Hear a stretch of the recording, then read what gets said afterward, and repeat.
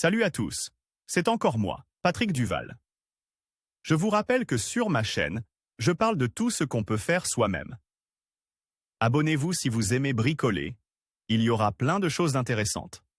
Et maintenant, passons directement au sujet de cette vidéo. Si vous en avez assez d'utiliser votre grille comme corps, ce projet est fait pour vous. À partir de matériaux neufs ou usages, vous pouvez fabriquer un klaxon au propane bon marche.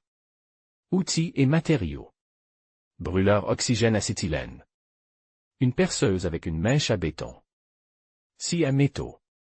Machine à souder. Perceuse avec mèche à béton.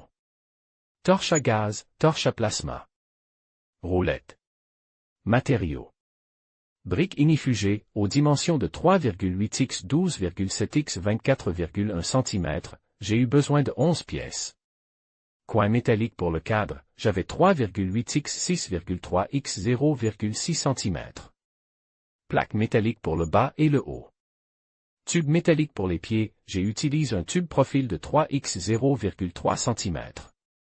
Brûleur à propane. Fabriquons un cadre pour les briques. Disposez les briques qui formeront le fond de votre foyer et découpez un coin en métal qui servira de cadre. Aux bons endroits, j'ai fait des découpés triangulaires et j'ai plié le coin. De cette façon, le cadre aura un aspect plus net. Avec le morceau d'angle dont je disposais, il n'était pas possible de faire une piste solide, car il n'y en avait que pour 3 côtes. Toutefois, si vous n'avez que des morceaux courts, vous pouvez les couper en billets et les assembler comme un cadre photo. Pour maintenir les briques en place, il faut un fond solide.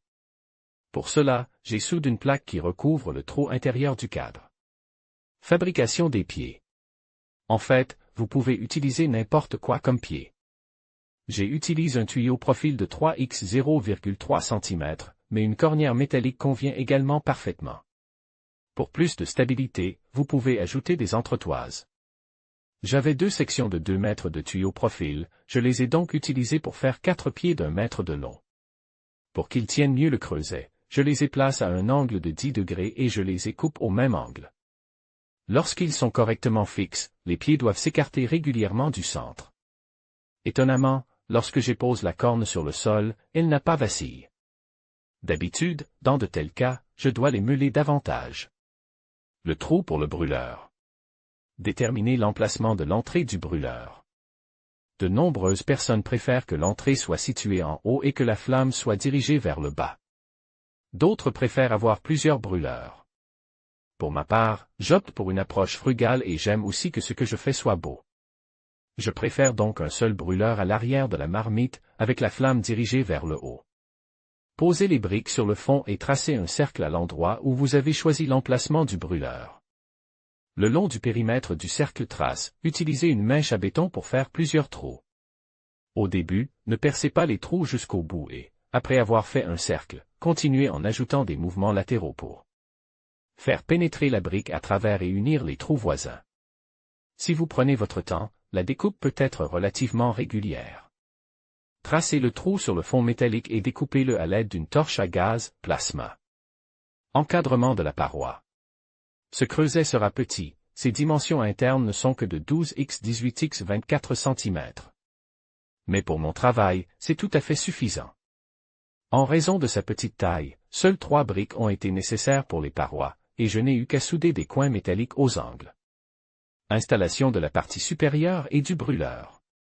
2 briques supplémentaires sur le dessus et le creuset est presque prêt. J'y trouve ce profil métallique de forme intéressante dans le magasin. Il convient parfaitement comme partie supérieure qui maintiendra les briques en place.